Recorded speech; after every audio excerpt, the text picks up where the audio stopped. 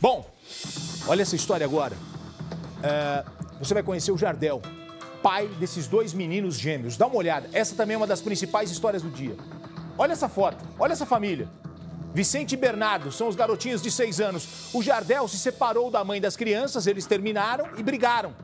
A mulher, que tem a guarda dos filhos, ela deixou as crianças irem com o pai.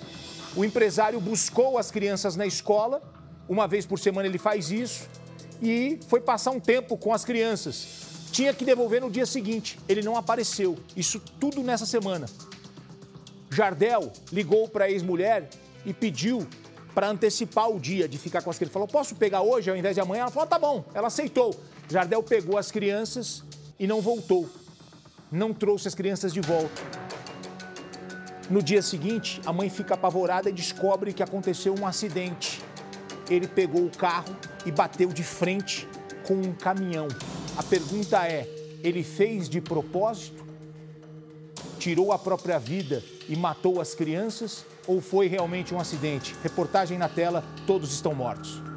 O acidente ocorreu na RS 446 em São Vendelino, por volta das 8 horas da noite. O carro em que estavam Jardel de Oliveira dos Santos, de 37 anos, e os filhos gêmeos, de 6 anos, invadiu a pista contrária e bateu de frente com um caminhão. O pai morreu na hora. O caminhoneiro não se feriu.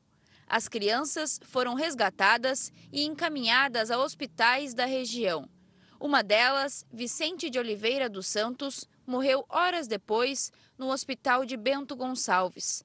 Já Bernardo Oliveira dos Santos foi levado ao Hospital Geral de Caxias do Sul e teve a morte cerebral atestada na tarde desta quinta-feira pelos médicos. O caso não é tratado apenas como um acidente de trânsito. As crianças viajaram com o pai sem a permissão da mãe.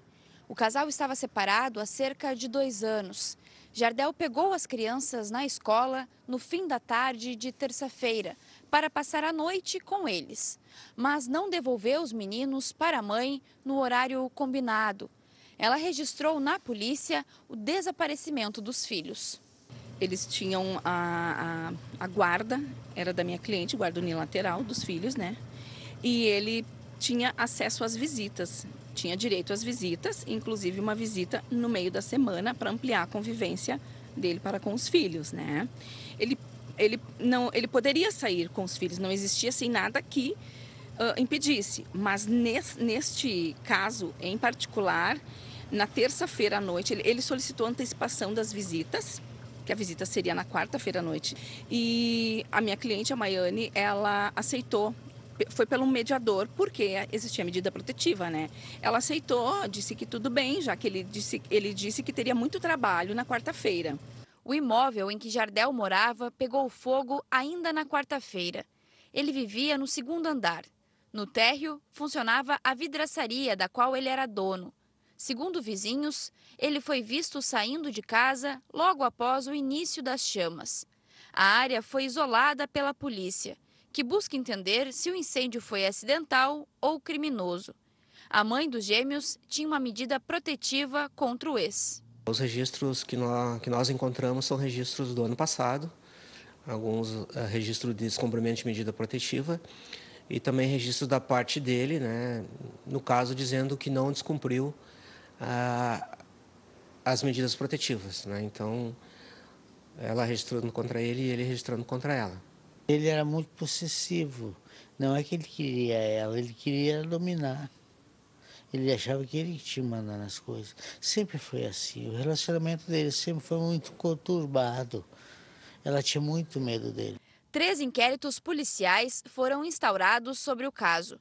O acidente será apurado pela Delegacia de Montenegro e foi registrado como um homicídio culposo na direção de veículo automotor com suspeita de suicídio.